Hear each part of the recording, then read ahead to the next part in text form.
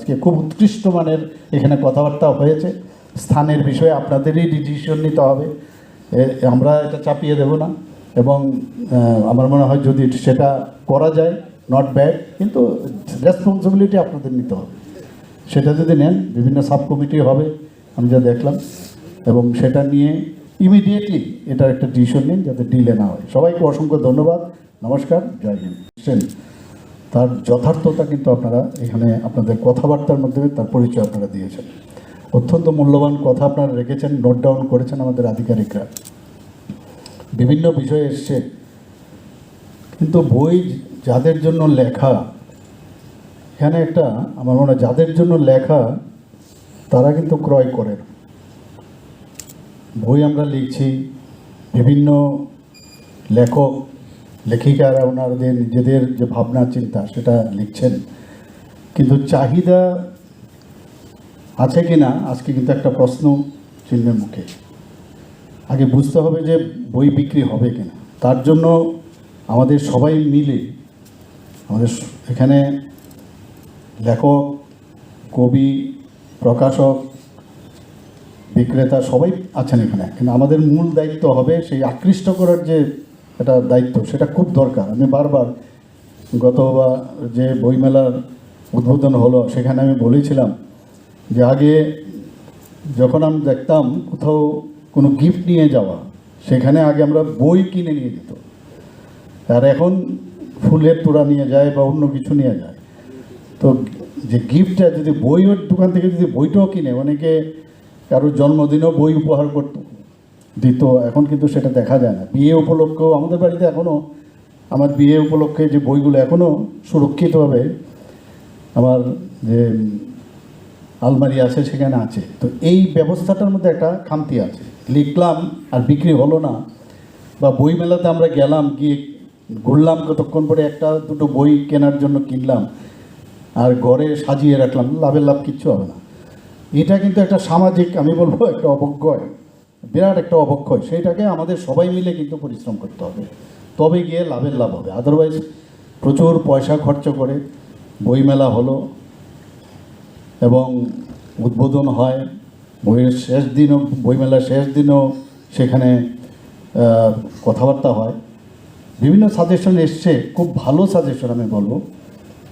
এবং একটা জিনিস আমি যেটা বুঝলাম, যে কোনো, যেমন মায়ের গমন হলো, আমার মনে হয় এখানে আগরতলা আমাদের এমসির মেয়র সাহেব আছেন, আমি বলবো যে ইমিডিয়েটলি তার একটা পর্যালোচনা করা খুব দরকার। আজকে যে পর্যালোচনাটা হচ্ছে সেটা, কারণ অনেক জিনিস আছে তখন কিন্তু মনে থাকে কোন কোন জায়গায় আমাদের খামতি আছে, তো সেইগুলো কিন্তু ইমিডিয়েটলি যদি আমরা করে ফেলতে পারি, 1 বছর পরে সেগুলো আমরা ভুলে যাব, সেগুলো আবার এখানে বলা হবে, তো লাভের লাভ হবে না। তো আমার মনে হয় যে প্রিপারেটরি যে ব্যবস্থার তো আলোচনা এখানে হচ্ছে, বইমেলার পরেও কিন্তু আলোচনা হওয়া দরকার। এটা একটা সব অনুষ্ঠানের পরে এটা মানে মাস্ট করে দিন, এটা কম্পালসারি, তাহলে অনেক জিনিস জানা যাবে। কমলপুর থেকে এসেছেন, উনি দুঃখ প্রকাশ করেছেন যে খোয়াই আমরা কেন বঞ্চিত থাকবো। কাউকে বঞ্চিত রাখার কোনো কারণ নেই, আপনাদেরই কিন্তু ডিসিশনটা নিতে হবে আমরা সমস্ত জায়গার মধ্যে কিভাবে পাঠকদের জন্য এই বইগুলো পৌঁছাবো, এবং সেখানেও যাতে মেলা হয়। সরকার তো করবে, সরকারের জায়গায় তো সরকার আছেই, কিন্তু এই সমস্ত বিষয়গুলো আপনারা যদিও সরকারের দিকে বলেছেন, কিন্তু দায়িত্ব আপনাদের নিতে হবে। মঞ্চে বসার কারোর খুব আমাদের প্রয়োজন নেই, আপনারা যারা বসা উচিত তারাই বসা উচিত, সেটাও যদি আপনাদের কাছ থেকে সাজেশন আছে কোনো অসুবিধা নেই।